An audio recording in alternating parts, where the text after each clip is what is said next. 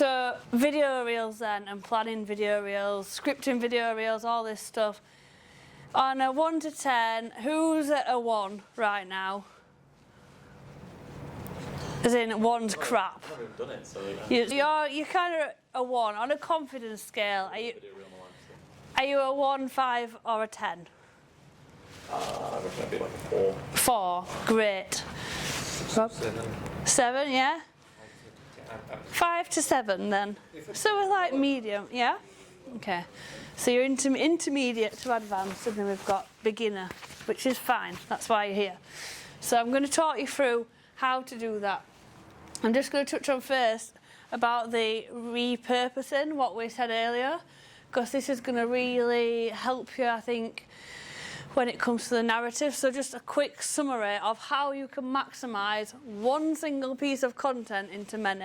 And I think we touched on this earlier, but look at the knowledge and trust building long form YouTube content up here, and then the bottom of funnel there where they become a customer. So top of funnel, bottom of funnel podcasts. So one piece of YouTube content which takes you 1 to 2 hours to produce maximum, maybe a bit of editing. You know better than me, I don't know.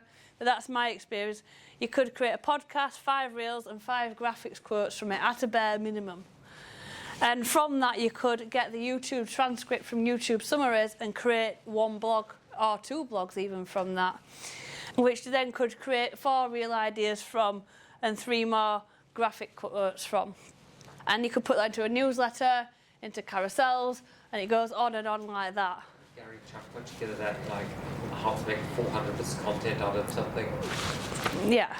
I'm sure that would have... I have actually used this formula over myself, and it does work. It's very efficient. If you can be bothered, if you want to get into YouTube, it's a very way.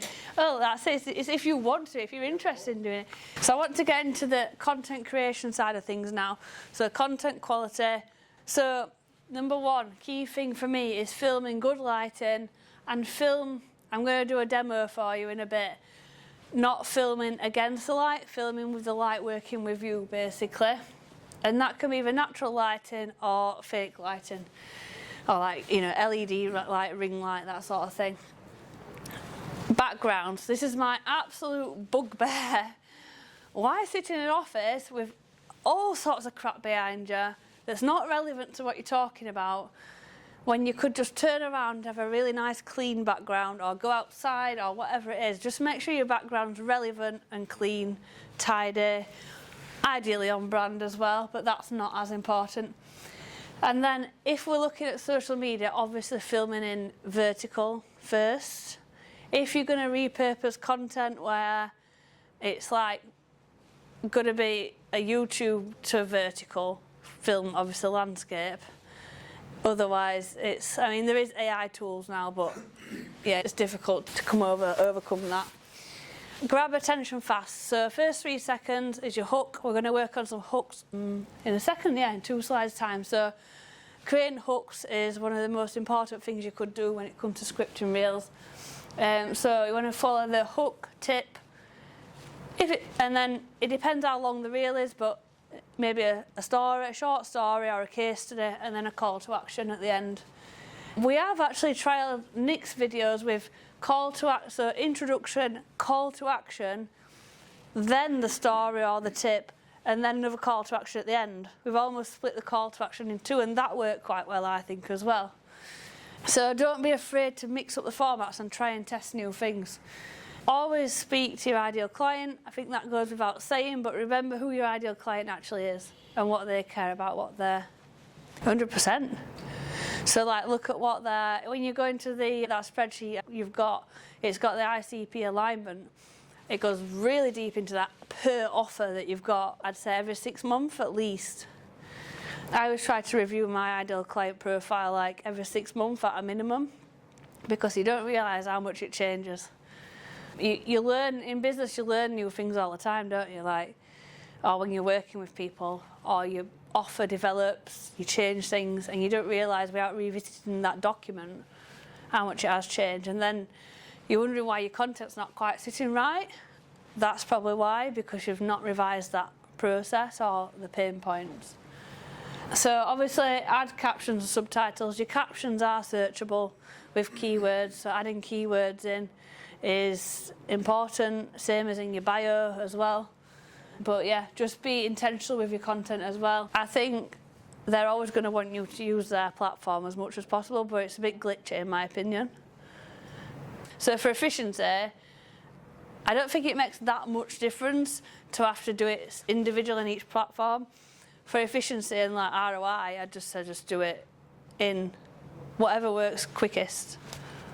Yeah. That's what I'd say, because I don't think it's going to make that much difference. So, wanted to quickly give you a quick case study of my client Rachel, who recently we've been doing social media coaching, but I do her content as well.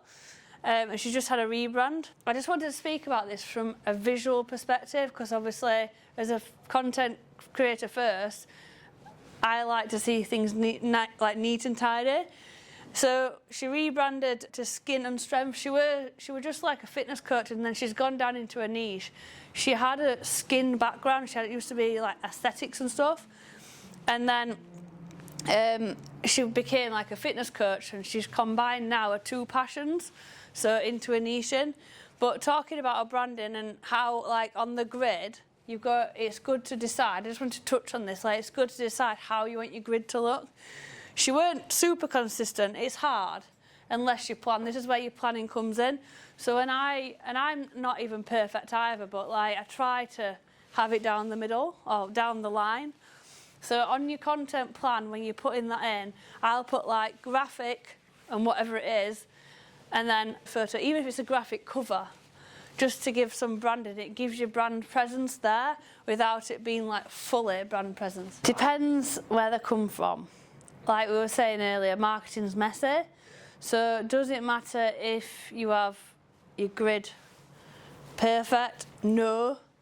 But I think at least have your 3-pin post at the top on brand. That would be, if you're going to have a brand organisation presence on your grid, just have the 3-pin post and the 3 real posts at the top. They need to be branded. That's the first thing people see. I mean, I don't think it matters about engagement. Like, that's what we want. So if it's going to stop you doing something, just don't worry. Just have your 3-pin post branded at the top. But I think if you like your brand to be neat and tidy, depends what you do, right? But I think it does build trust, because it's like the way you present your content, your grid, on your brand and your grid, it makes a difference. Because like, if you care that much about that, it's like your website. You wouldn't have your website looking all randomised. So for me, like, a lot of people don't go on websites now. Like, think about Shopify, like, but how you buy through Instagram, even from a link. The point I'm saying is, like, if they came to your website and it were a bit like all of it random, your grid could be, it wouldn't work. Like, there needs to be a seamless integration between your social media and your website in terms of branding, because that's like how you build trust. So how do we want to structure these reels then? So this is your structure. So I'm sure we all know this or we've heard of it, but hook, pain point, benefit, story, call to action. Whether I'm following UGC or like I'm making UGCs for someone, or I'm making just a video, like, this is more social content than a product video, by the way, but I would follow that sort of scenario. So main thing is to keep it simple, not trying to talk about too many things at once, because you want it short, ideally under 40 seconds, especially if it's an ad, 30 seconds maybe, which doesn't give you a lot of time to get all that in. So it just needs to be one point. Yeah. So your hook is something that they will care about. And obviously pain point is something from your ideal customer profile for that product or whatever it is. Benefit, very, very short story. This is how it helped me. I had bad skin and I took these and it worked great. And that kind of leads into the story anyway. Then the call to action, if you'd like more, if you like clearer skin, then, you know, definitely try these out. They work for me. It's like a bit of a testimony as well.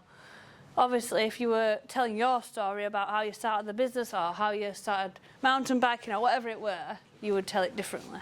But yeah, we're going to write this in a second as well.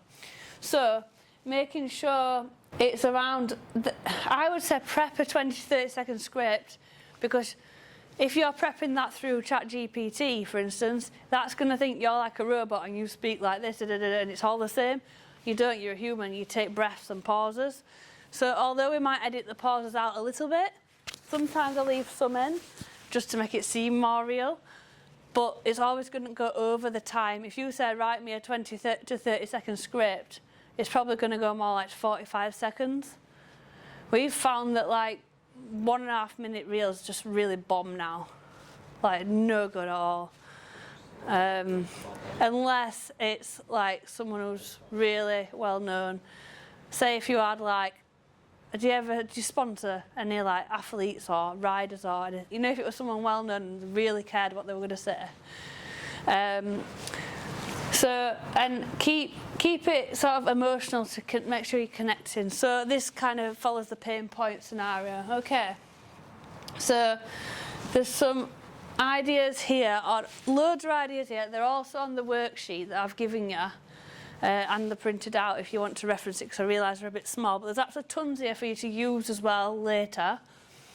What I'm going to get you to do now is basically decide on, we're going to start planning a reel. Decide on what type of reel it is you're going to theoretically, or in theory, create today. If you want to do any filming to camera, there will be the opportunity, or voiceovers if you've got any B-roll. Decide on a topic, obviously, storytelling, whatever that is, or anything that you've written down from earlier, and then use your hook with those examples. And then we'll get to number 4, see how you get on, and if we need to do number 4 together, we'll do number 4. So maybe take like 10 to 15 minutes